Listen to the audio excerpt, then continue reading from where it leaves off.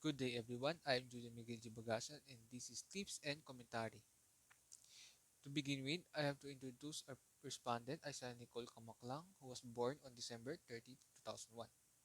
She spent her junior high school years on Our Lady of the Pillar Catholic School, and where she graduated as a batch of salutatorian during her last year of stay in this institution. And to move on for the question, our respondent Isaiah Nicole shared her thoughts that the purpose of the presentation is to further explain the topic and the key points of the research paper. In that way, the researchers can broadly provide information about their research topic and also receive the perspective of the examiner.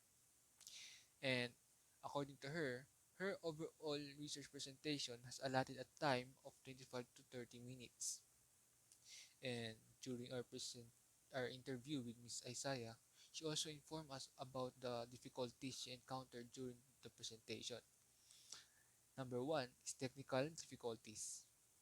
In her case, during the presentation, the projector that they were using appears to have shadows on the screen, which delays the presentation and obstructs the screen from providing text or key points of the presentation.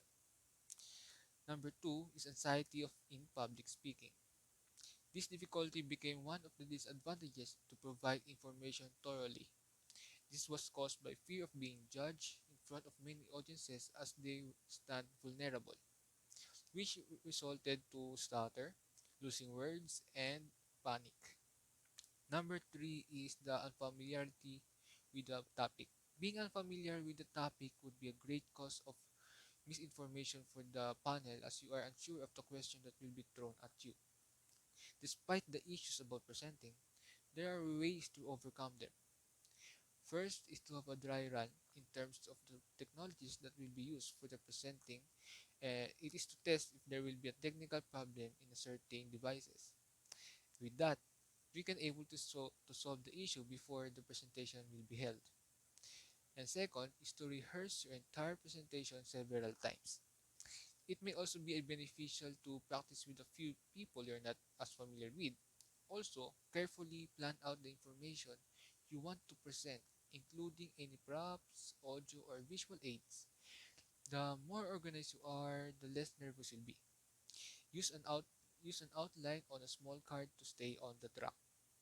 And lastly, study and understand the whole presentation. The better you understand what you're talking about and the more passionate you are about the subject, the less likely you are to make mistake or veer of course. And if you do get lost, you'll be able to find your way back quickly. Take some time to rethink about the question the audience might ask and prepare responses. And that's it. Once again, I am Julian Miguel G. Bagasan and this is Tips and Commentary.